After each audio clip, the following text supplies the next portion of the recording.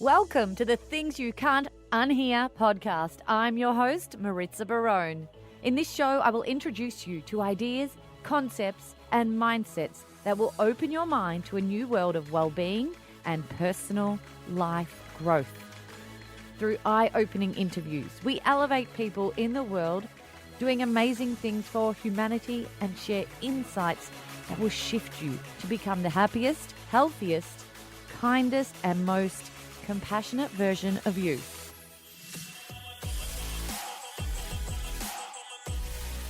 Well, welcome back to the Things You Can't Unhear podcast. This episode kicks off season 3 of the show. Now, wowee. That blows my mind. It's been such a fulfilling experience doing this podcast. And since March 2019, when we launched, we've had some truly exceptional change makers on the show. We've been ranked in the Australian top 20 self-improvement podcasts, and we've been featured on Apple Podcasts, New and Noteworthy, more than 5 times. But the most important reward in my eyes is from sharing this podcast, the messages and notes that fill my inbox from listeners telling me that the interviews have led them on so many different tangents to explore further, and that the show has been a vital catalyst on their personal development journey. Fills me with joy, true joy. And you know what? I know how they feel because I feel the same way about my own personal development journey, and the people who appear on this show have certainly led me to my own truth. Today I've got a very special guest who's joining us, and it's someone who is the closest to me in the world, someone who over the past 3 to 4 years has had their own transformative personal development journey, and someone I'm married to. It's my husband, Charles, or most commonly referred to as Charlie, or Charles in charge, as he likes to believe. Now, Charles is here today and is completely out of his comfort zone. I know being interviewed like this is hard. Sharing yourself vulnerably is frightening. So, Charlie, thank you for being here. Thank you for letting me push you so far out of that comfort zone and for being on the show. Thank you, darling. Happy to be here. So how are you really feeling? Really right now? I'm nervous. I'm out of my comfort zone, but I know, the only way to grow is to be out of your comfort zone and to do things that you find difficult. And, I can sit in front of 100 people and do a spill on property because I'm in the property industry, was in the property industry, but, doing something like this where you get raw and talk about yourself, it's new to me. I feel the same way. I've always been able to talk about other topics, but when it's come to talking about myself, it really hurts. And I'm nervous a bit too, to be honest, because it can be, frightening. And it's our story. It's not just your story. That's right. So that's why I think I'm feeling a few nerves as well. But I should say before we kick off into your own experiences that we're coming to you live today from Fiji. We decided to make the move to relocate here temporarily and explore what life can be like for us in a different country, because we've both never lived anywhere else in our lives. So today we are sitting in singlets and shorts and looking out onto palm trees and enjoying the island life, and we're pretty happy right now. We've only been here for about a week or so, but it's feeling good, it's feeling right, and we're excited to explore our lives here. No, we are. That's right. And I think both of us on our journey has led us to this moment in life that, we sort of had a discussion a few months back and took the plunge and said, you know what, life's about adventure and excitement, and let's go for it, during a pandemic too. How many mornings did I wake up and say to you the first thing in the morning, what the F are we doing? Yeah, what are we doing? What are we doing? We're in the middle of a pandemic. Yeah. You've just left your job. I'm picking up my laptop and working remotely. Like, it's just so many question marks over our heads, but we're here and we've done it and it's feeling good. It's very early stages, but it's feeling good. We've met quite a few incredible people already. Correct. All right, so jumping into you now. You've been through some massive changes over the last few years, and I really feel as though people can connect and resonate with how you've navigated through feeling completely uninspired in your life to finding more purpose, more meaning, and more joy. So I think we need to start at the beginning. Like, we've been married, since 13. Yeah, about 2007 we got married. 13 years. And we've been together since forever since we were 20 odd years. Yeah, since we were 17, Our 18. teens, yeah. Pretty much. We've had some great times. Yes, we have. Had some shit times. Had some shit times. We've had some meh times. Yeah. But tell me, just before you embarked on your own personal journey of self-awareness, what was life like for you? Look, from the outside, life was good. If our friends and family sort of were looking at us, I had a good job. We had 2 young daughters, and to the outside, we probably had everything we needed. But I wasn't happy. I was moody. I wasn't. I was stressed. I was traveling a lot, and I guess I got to the point that I would just sort of wake up in the morning. The alarms would go off at 4 o'clock to be picked up at 4:30 to be at a plane, on a 6 o'clock plane. And I was, what am I doing? Where am I going? Yeah, finance is good, and it's it's a good industry and a good company to working for, but something wasn't clicking. Something wasn't right. We were arguing. It wasn't the best time in our relationship. My family could sense it.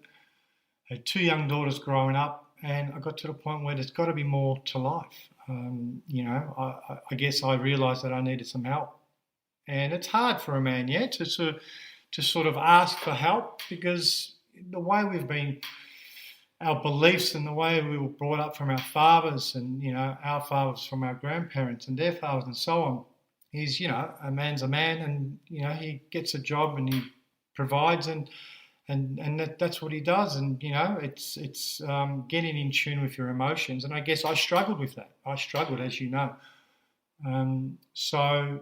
It was probably a few years, and it got to the point where enough was enough.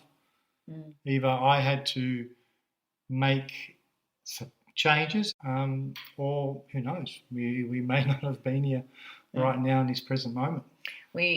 Coming from my perspective, we were seriously struggling in our marriage. Like it was a completely uninspiring marriage. You were traveling a lot. You were out a lot. You were. I mean, I'm not saying everything was your fault. I wasn't perfect either. I was not present.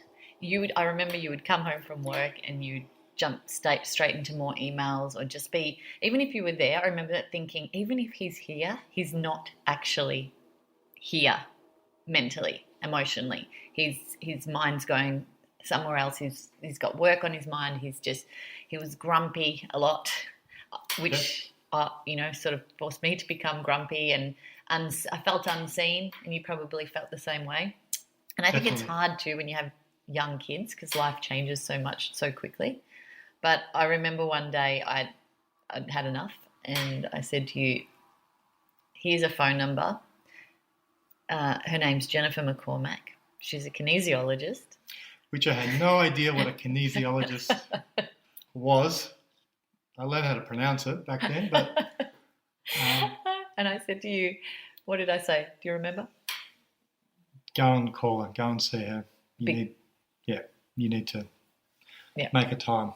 You need to do something, because whether it's calling her or someone else, you need to please do something, because you're really unhappy. I can feel your unhappiness is spreading across the family.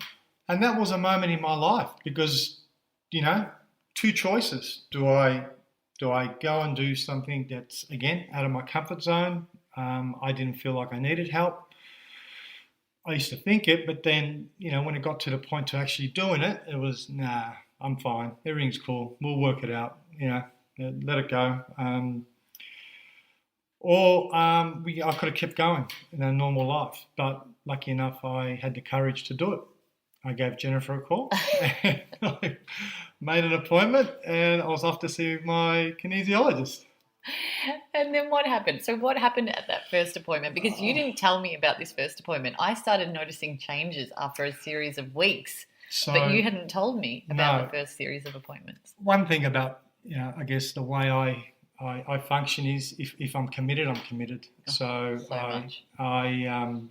When I saw Jennifer, I locked in five meetings, 5 appointments, 5 sessions immediately, And I said to myself that I would do it every couple of weeks and I'd just wait and see if there was change. That was the way I was going to determine that this was actually right and this was going to work for me. And it was actually improving my life. So I didn't tell you. I would go, I'd pretend I was somewhere else. I'd see Jennifer, and Jennifer would obviously have a bit of a chuckle with this because she'd asked me if I was going to tell you. And I said, no, I'm not telling her, not at the moment. So we did that for a few weeks. But I do remember the first session with Jennifer, and she's probably, if she remembers, she'd be having a bit of a smile on her face because she did ask me about, what my definition or what is spirituality to me. And I gave her an answer, well, I go to Mass a little bit, go to church when it's Christmas and Easter, and I'm a good Catholic boy. And she obviously laughed. Because I didn't know what it was. And Jennifer changed my life, those first few sessions. She made me understand, what's out there, who we are, what we need to do. Started changing my habits and my routine a little bit. I remember she gave me a DVD on the first session and she said, watch this. And it was all these speakers, Joe Dispenza. I mean, people, I had no idea who they were. Neil Donald Walsh. Well, you knew a little bit because I had these books lying around everywhere, but you had no interest in them. I had no interest whatsoever. Well, I remember Neil Donald Walsh, and that book changed my life. But Conversations with God, I remember you saying to me, read this book. And as soon as I looked at the cover, I thought, oh, mate, no. Talking about the Bible and stuff, like nothing wrong with that, obviously, but it's not. I'm not interested. And Neil Donald Walsh was on this DVD, and the way he was speaking in his words, it just resonated with me somehow. And I said to you, have we still got that book? I'm interested now. I'm ready to read this book. And, we sort of looked around, and we remember in the attic we had all these boxes of books, maybe 2-3 boxes full of books. And I'm like, shit, all right, I'm going to have to go through every box and find this book. And it's amazing because for the people who have started this journey and been doing it for a while, coincidences start happening. And, one of the boxes fell and one book fell out of the box. And guess which book it was? I don't think we need to guess. Conversation with God. And I thought, that's strange. I mean, I said to you, have a look at this. Come and have a look in the garage. And there was a box turned over. There's a ladder, there's boxes everywhere, and there's one book, and it's his first book. That's Conversations with God. And, the rest is history from there. But, I mean, that was a sign. I think at that point is when I started figuring out that you had started doing some of your own work, right? So it was that night that you came home with that DVD. I remember you said to me, when the kids go to bed, we need to talk, we need to have a chat. And I want to watch this movie with you. And I was like, oh, okay, what's going on? And like literally prior to that, you'd leave for work and you'd give me these like cold peck on the lips, like just not present at all. And I remember that morning, it was probably your third or fourth session with Jennifer, you were about to go out and you actually gave me a proper kiss goodbye. Like you held my head and you kissed me on the lips and you're like, I love you, have a good day, I'll see you tonight. And I was like, what's he on? Like, what's happened here? And then you came home that night with that DVD and you told me you had gone and had a series of appointments with Jennifer. And as we're watching this DVD together, I'm thinking in my head, these are people that I've been telling you about for so long, but obviously the time wasn't right. I mean, Charlie, I remember I took you to Eckhart Tolle's live... You did? Yeah, live event. I would love to do that again. You were so bored. You were so uninterested. The timing wasn't right. Like you had absolutely no interest. You just kept wondering when interval time was so you could go outside. Correct. And that's what I've learned. It's you can't chase it. It comes to you. And when you're ready to do this line of work, you'll know there will be an opportunity or something will come up. It'll push you or guide you in the right direction. And I just wasn't ready. It's a tipping point, though, don't you think? So I think there is a mixture of that. It's that moment, that tipping point, but life will give you little nudges of when you need to change, and if you ignore those constantly, then you'll get that huge Correct. nudge. And I'm grateful we didn't have that. We had a few nudges, and good fishing term, the hook and sinker were out, and I took the bait and I made the call, and we're here now. All right, so tell me what Jennifer did to really awaken you. I think what I learned is that everything lies within, and Jennifer helped me realize that if I wasn't happy with my true self, then how can I be happy on the exterior? How can I be happy in the outside? How can I be a happy husband if I'm not happy with myself? Or make anyone else happy. Or make anyone else happy. If you don't love yourself, how do you love somebody else? If you seek an adventure and excitement, well, you've got to go after it. You can't just expect things to happen because you want them to happen unless you go and do it. And for me, she made me realize that. She made me realize that, it was a bit of a charade. I had the mask on. I wasn't happy. And, with her line of work in the kinesiology and, all the work that she did, it allowed me to open up, to be more in tune in my emotional side. I was able to talk to you about things where I struggled, typical male that holds everything in. And, I'm happy to have a chat with the boys and have a beer at the pub and stuff like that. But, having the chat with you or getting deep and having meaningful conversations with you, I struggled. I did struggle. And until I did the work to understand, myself a lot more, to clear blockages. There's a lot of, we all have them, blockages, the way we've been brought up, the belief systems that are passed on from our parents. And as I mentioned previously, it does affect the way we go about our life and the way we turn into adults. So I had a lot of that, a lot of work that needed to be done, and Jennifer helped me with a lot of that work. I think you were confused, and I think a lot of people will resonate with this, is because you had a job that was paying you a good amount of money. Correct. You had a home. You had a wife. You had 2 healthy children. You had friends. You had family. You had everything that you thought you should have to make you happy. Correct. Well, that's as far as I was aware, and is that I was fulfilling my role as a husband, as a father. I was providing, like you said. We were living a great life, but again, from the outside, yes. But you weren't happy. I wasn't happy. From the inside, no. Every weekend, there'd be a lot of drinking. A lot of drinking. And that was just a way of dealing with it, that I know now. That was the mask. And it only lasts so long. Like you said before, it could have turned quite ugly, and we may not be here right now doing this podcast together because, I was drinking excessively.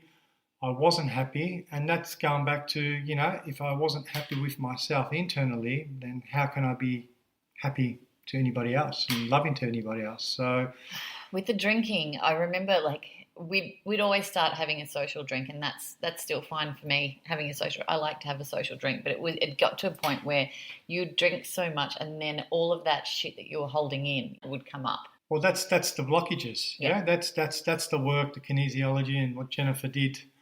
And a few other people as well that have helped me along my life, you sort of hold all that negative emotion inside of you, and it's only a matter of time that it comes out.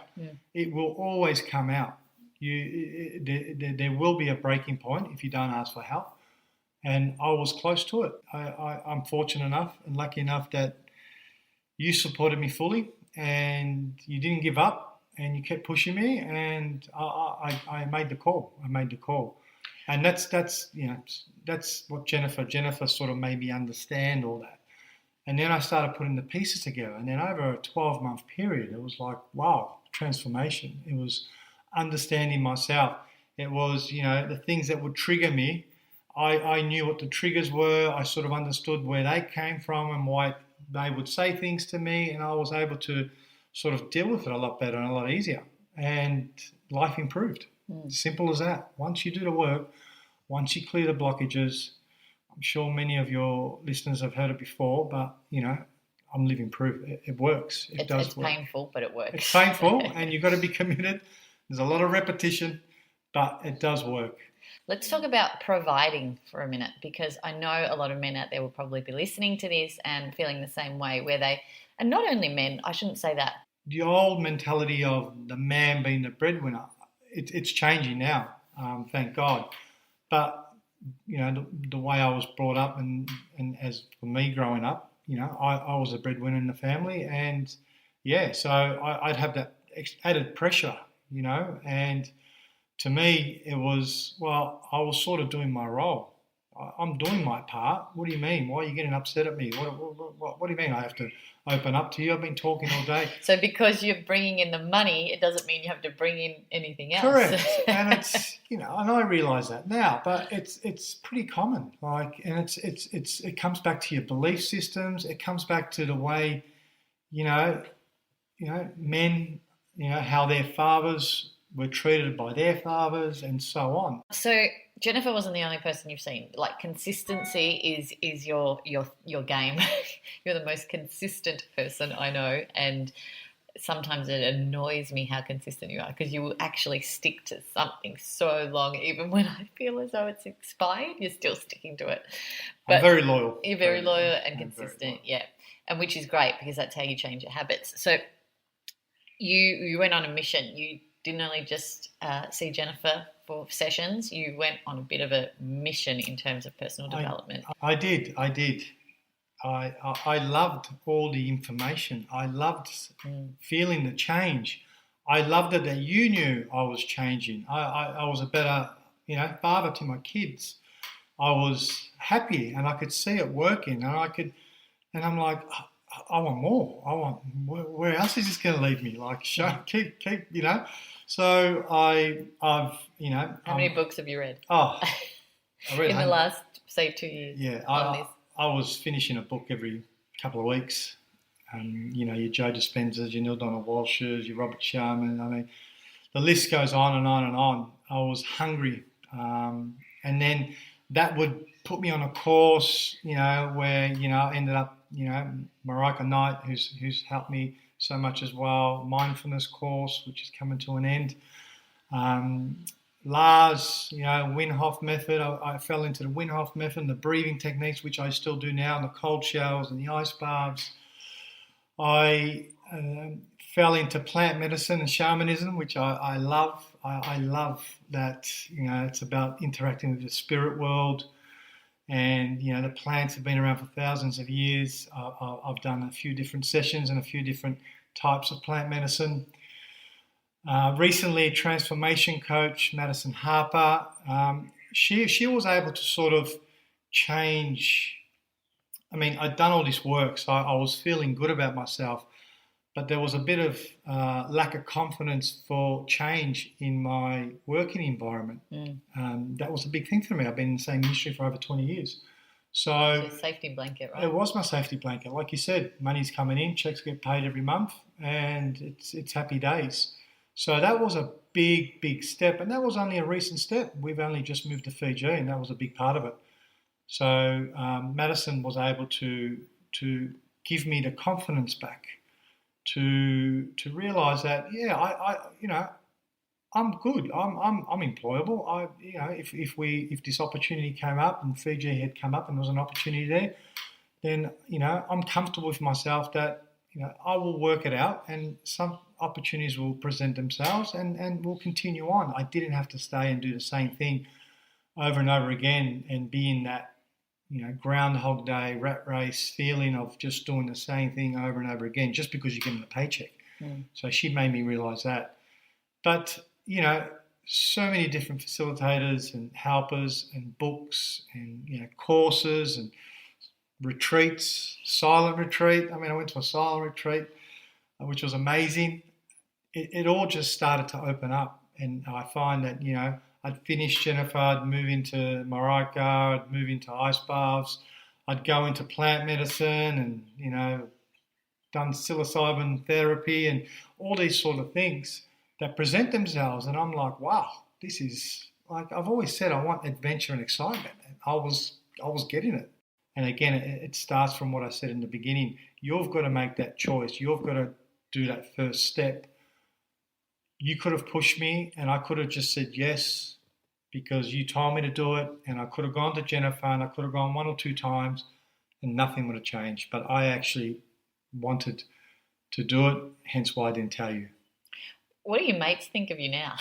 Because you've changed a lot, right? You have changed significantly. You're still you at your core, but no, and that's one thing I'd like to say. I'm still Charlie. I'm still blokey Aussie. Love going to the pub with the boys. I guess for me, it's probably been just more in tune on what Charlie actually wants and being more in tune with my emotional side and not letting things get to me as they did because I've done the work. So, yeah, I've changed, but from the outset, I haven't changed. And, one thing I do realise is, you start interacting with people that are sort of going along their journey. It's amazing how it just happens. You meet someone and law of attraction. You start trading, exactly right. You start talking about, spirituality or shamanism or courses or books, and you think, wow, that's amazing how that just happens. I think once you share a bit about yourself openly, vulnerably, then it allows others to do the same thing. Tell me about your routine now, because you're, as we said, you're a routine person. I am. Tell us about your daily routine or your morning routine. So I will get up 5 a.m. most mornings, majority of the mornings. And that's hard to do in Melbourne, just so you know. This is Melbourne. Yes. Yeah, this is not hard to do in Fiji, but hard to do in Melbourne. No, and I've been doing that for years. So I'd always train. So I've always, I keep myself fit and work out, but I'd never get up that early. So I get up at 5 a.m. I'll do a meditation. I will then, so I'll get up an hour earlier than training because I'll train at 6 a.m. most mornings. So I'll get up, I'll meditate, I'll do a bit of journaling, and then I'll go and train. I'll do my exercise, and then I'll come back and I'll finish off with my breath work and a cold shower. Or, it might be breath work, then the training, then the cold shower. But basically my routine consists of meditation, breath work, training, cold showers and journaling. So it's a decent 90 minutes routine that I do. And that's the reason to get up early, because kids get up, your mornings are gone. So, Robert Sharman in the 5 a.m. club taught me that you've got to get up early, in the early hours in the morning when nobody's around to do your work. If you're consistent and you want to grow and you're committed to it, then you need to get up early. And there's plenty of studies out there about, the advantages of getting up early. Plenty. So, yeah, get up at 5 and my routine would be done by 7. I've begun my morning the best way possible. I've given myself every opportunity to have a meaningful, fun, exciting day, happy life. And look, I am normal. Problems come up. Doesn't just all disappear. So that's the human experience, and that's quite normal. But you get up in the morning, you do a bit of routine, and it sets you up. And it's changed my life. The breath work, the meditate. I mean, I love meditating. Twice a day, once in the morning, once at night.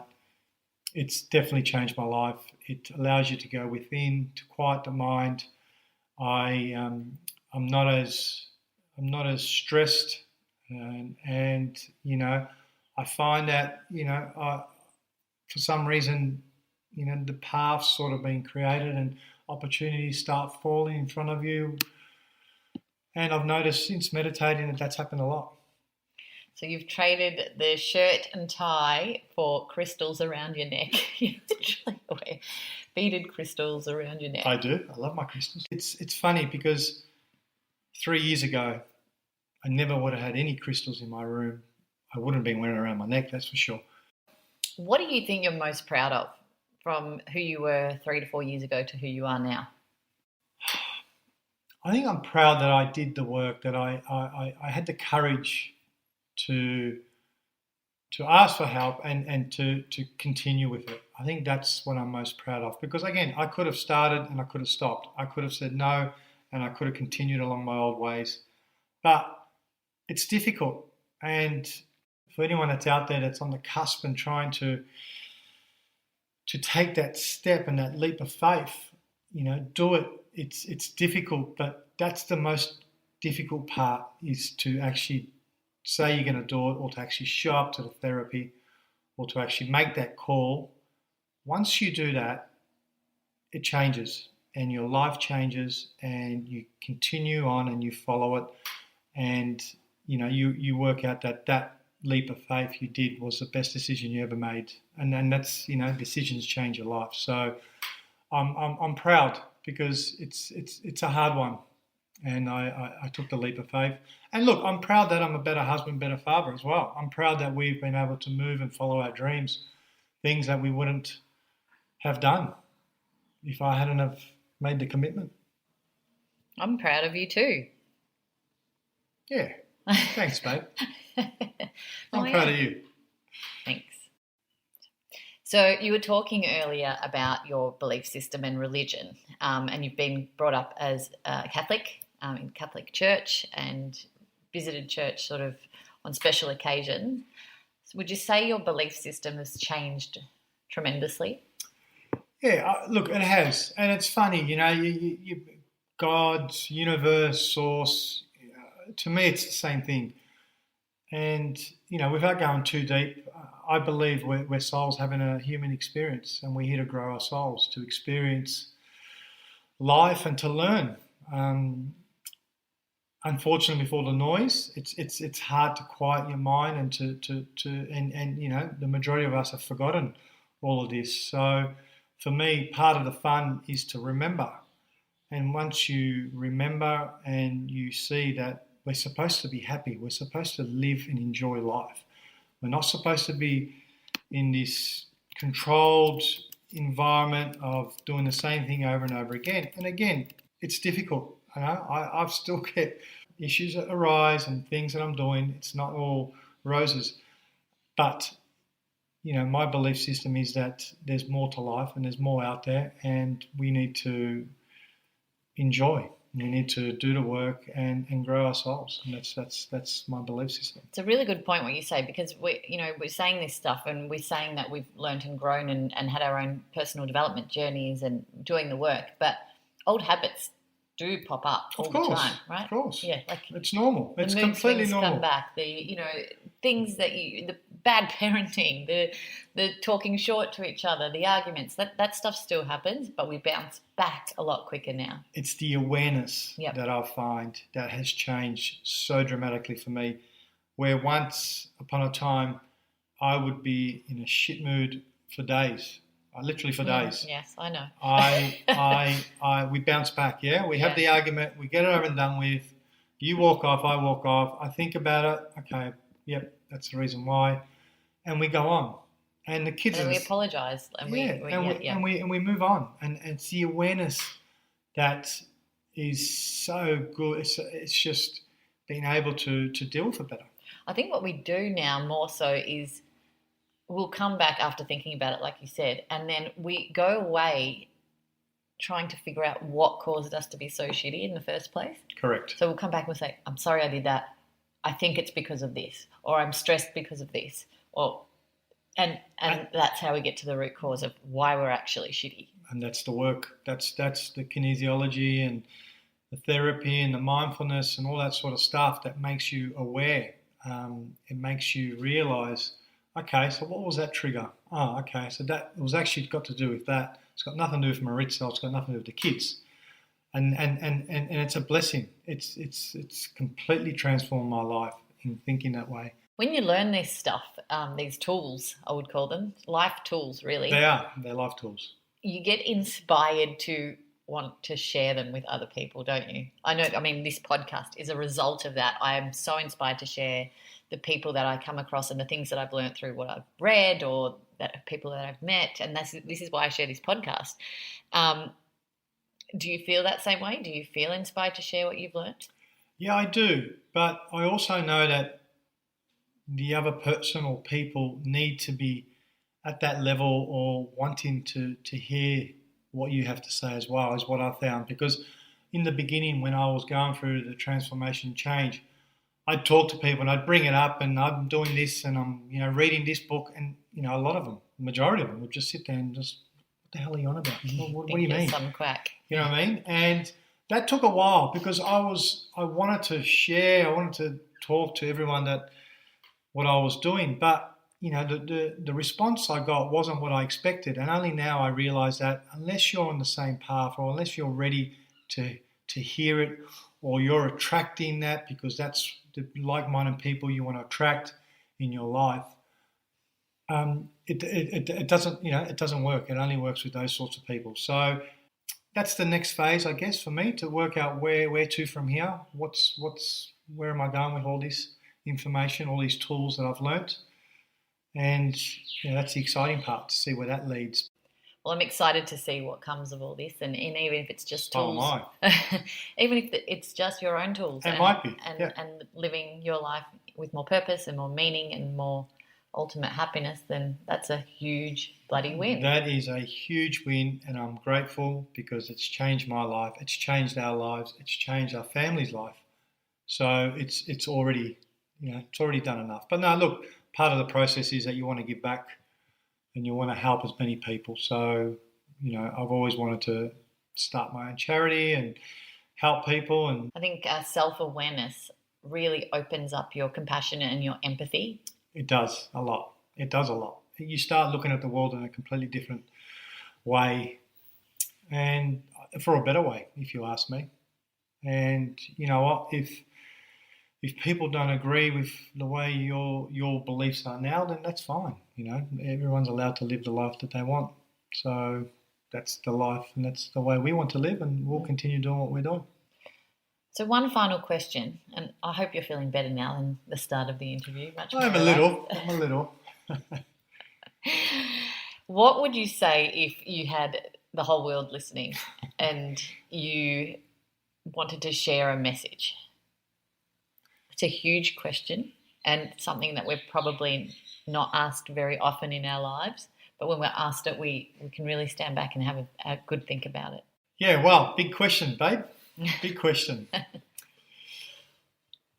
For me, it's all about being aware of your thoughts, because you create your own destiny. And that's one thing that I've noticed since doing all this work and just being aware of how I think, what I think of myself, how I deal with situations. It's completely transformed our life. And, it's the old saying, as I say, you create your own destiny. So definitely for me, you need to be aware of your thoughts every day, because you can, law of attraction, as you said, if you're thinking negative things over and over again, guess what? You're going to continue to have negative experiences in life. And that's one thing that I've learned from all the therapy sessions and the healers and the books I've read. They all say the same message, the same thing. And, I guess, well, there's a story to that as well. I remember when I was 19 years old, I just started in real estate. I was doing rentals. I wasn't happy doing rentals. I was in a little flat in Thornbury somewhere, and no one had come in. And it was this 1970s two-bedroom flat and had no furniture in it whatsoever. So I'm walking around this unit. There's no one coming in. I'm bored shitless. And there's this one sign on the wall. I'll never forget it. I remind every day, and it's been a quote saying that I've had in my life since. And all it said was, you dream, you believe, you create, you succeed. And for some reason, I kept staring at this painting and these words, and I'm like, dream, you believe, you create, you succeed. And, I didn't know what it meant, but I remember I put it in my phone and it stayed with me forever. And, up until doing the work, I remember opening up one of my old REIV diaries and I found it. You dream, you believe, you create, you succeed. So, it's amazing how the message back then was for me I had no idea what it meant up until I got into my late 30s that, you are the driver's seat of your life. You create your own destiny. So, be aware of what you think and what you do, because it plays big on your life. It's so funny. I remember those diaries. You had these REIB diaries every year, and every year you'd transfer all of your quotes that you'd to every diary. Accumulated over the year into the next diary. Every year. And that was always your first one. Yes. And you're still living by it. That's exactly right. It's amazing how, I know now that was there for a reason. So it's amazing how, I think back when I was 19. So, wow, how amazing that message, was going to resonate with me so far in the future. See, if that awareness was there early, you would have picked up on it so much earlier. Oh, I would have wished to have understood that message back then. But like you said in the beginning, when we started, I think things happen when you're ready to receive them. In my eyes, you've gone from chasing wealth and money and a career to chasing happiness, and the rest of that will come, right? Correct. That's exactly right. I mean, I've always followed and done what I liked. I loved the property industry, so and the money came because I enjoyed what I was doing. But I got to a point where life wasn't working out. It was just an experience. It was just a stepping stone in my life, in my career. But now, as you said, yeah, I believe if I'm happy and I'm loving what I'm doing, then the money will follow. I love your message to everyone. Just before we end, I love that message that you shared about positivity and your thoughts becoming reality, because we share that with our kids all the time, and it's so funny because after a while they start using it back on you, and if you slip and say something semi-negative, they're like, well, if you think like that, Mum, it's going to happen. I mean, and that's what I love. I mean, our kids, how cool that they're learning all this stuff. Yeah. At their young age, 8 and 11. I mean, we never had the opportunity. Well, you started obviously a lot early, and I never did. Well, not in the way that we are at the moment. So it's interesting to see how they're going to turn out. Who knows? Stay tuned, hey? We don't know. Exactly right. It could go either way. It could go either way. Exactly right. That's life. Thank you so much for your time today and for sharing yourself so openly. I know it's hard. But you've done so well, and I know there's people out there who would totally feel that that same way that you do and that you have, and perhaps it might inspire someone to take a few steps towards their own change and their own self-awareness and self-love. No, thank you. Obviously, Maritza, you've always been there and supported me, and you're doing so well. But I'm here. If anyone makes contact with you and they want to have a chat, then I'm here to help. But what's your email? Just chuck it out there in case there's anyone who would love to have a chat with you. Yep, no problems. I got no issues with that. It's Charles Barone, 1 at outlook.com. Cool. And if you need to reach out to me to get to him, then do so as well. All the channels that we can help you with. Again, thank you and namaste. Namaste. Thank you for listening to the Things You Can't Unhear podcast. I'd love to keep the conversation going. Let us know what you thought of this episode, and if something profound came up for you that you want to share, let's talk about it. You can find me on Instagram at Things You Can't Unhear, or on my personal page at Maritza_Barone. And if someone you know will benefit from something that was said in this show, make sure you share it with them too. If you haven't already, hit the subscribe button and keep up to date with what's next. And if you can spare a few seconds, please rate and review the show on iTunes, just so other people can find us more easily and quickly. And as always, my friends, be happy, be healthy, be conscious, and be kind.